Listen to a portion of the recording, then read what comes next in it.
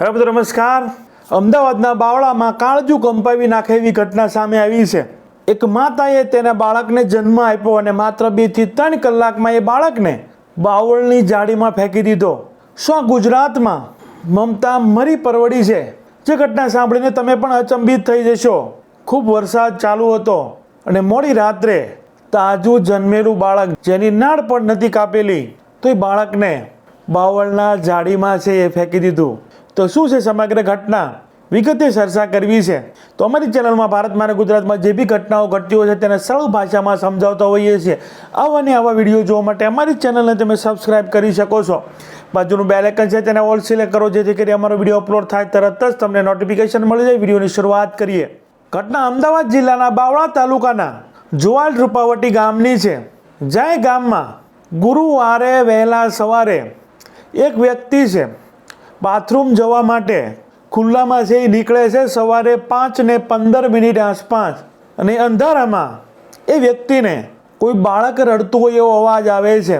અને એ વ્યક્તિ પાસે ટોર્ચ પણ હતી, વરસાદ પણ ચાલુ હતો, અને એ વ્યક્તિ એ ટોર્ચ લઈને એ બાળકનો અવાજ સાંભળીને એના તરફ જાય છે. અને બાવળની ઝાડમાં એ જે દ્રશ્યો જોવે છે તેને આંચકો લાગી જાય છે કે આવડું નાનું તાજું બાળક ને આવી હાલતમાં કોઈ ફેંકીને જતું રહ્યું છે. બાળક લોહી લુહાણ હતું, બાળકને કાંટા વાગેલા હતા, બાળક ઊંધું પડ્યું હતું, અને બાળકને માત્ર 2 થી 3 કલાક છે એ જન્મ થયા હોય એ કન્ડિશનમાં હતું. હજુ એ બાળકની નાળ પણ કાપી ન હતી. બાદમાં એ વ્યક્તિ તરત જ 108ને ફોન કરે છે. 10 થી 15 મિનિટમાં બાવળાથી 108 ત્યાં પહોંચે છે. જ્યારે 108ના કર્મચારીઓ ત્યાં આવે છે તો એનું હૃદય કંપી ઉઠે છે, ધ્રુજી જાય છે કે આવડું નાનું બાળક આ રીતે એ ગામના બસ સ્ટેન્ડની પાછળ વાડી અને બસ સ્ટેન્ડની પાછળના ભાગમાં જે વાડ છે, જ્યાં બાવળ છે, કાંટા છે, ત્યાં કોઈને મળે નહીં એ રીતે. આ તો બાળક રડતું હતું અને આ ભાઈને અવાજ આવ્યો, પરંતુ એવી જગ્યા પર જ્યાં કોઈની નજર પણ ન હોય ત્યાં ફેંકી દીધું છે. 108ની ટીમ તરત જ એ બાળકને ત્યાંથી નીકાળે છે, પ્રાથમિક સારવાર ચાલુ કરે છે. હજુ એના ધબકારા છે એ ધબકી રહ્યા છે, બાળક લોહી લુહાણ છે. તરત જ 108માં જે બી પ્રાથમિક સારવાર કરનારા તબીબ હતા તે પ્રથમ તો એ બાળકની જે નાળ કાપે છે અને તાત્કાલિક તેને ઓક્સિજન આપે છે.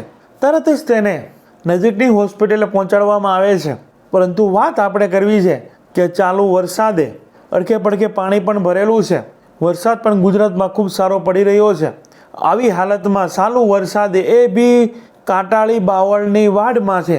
કઈ એવી માતા છે જેને બાળકના જન્મ થતાં જ હજુ નાળ પણ કાપી ન હતી અને બાળકને બાવળની ઝાડમાં કાંટામાં છે એ ફેંકી દીધું. માત્ર 3 થી 4 કલાક હજી એના જન્મને થયા હતા. જે બી ડૉક્ટરે બાદમાં સારવાર કરી તેના અનુસાર ખૂબ જ તાજું બાળક હતું, છતાં એ બાળક વરસાદમાં કાંટા વાગવા છતાં એ કાંટાળી ઝાડમાં છે એ રડી રહ્યું હતું. બાદમાં વધુ સારવાર માટે તેને સોલા સિવિલમાં ખસેડવામાં આવે છે. ત્યાંના ડૉક્ટરોના અનુમાન અનુસાર એ બાળક મોડી રાત્રે છે એ જન્મ્યું હતું અને મોડી રાત્રે જ તેને એ કાંટાળી વાડમાં છે એ ફેંકવામાં આવ્યું હતું. આ ગાંધીના ગુજરાતમાં, સરદારના ગુજરાતમાં ક્યાં માનવતા મરી પડી છે કે એની માતા, હવે એની માતાએ ફેંક્યું છે કે કોઈ અન્ય વ્યક્તિએ ફેંક્યું છે, જે બી છે, પરંતુ જે નરાધમે આ કૃત્ય કર્યું છે તેને છે સજા મળવી જોઈએ.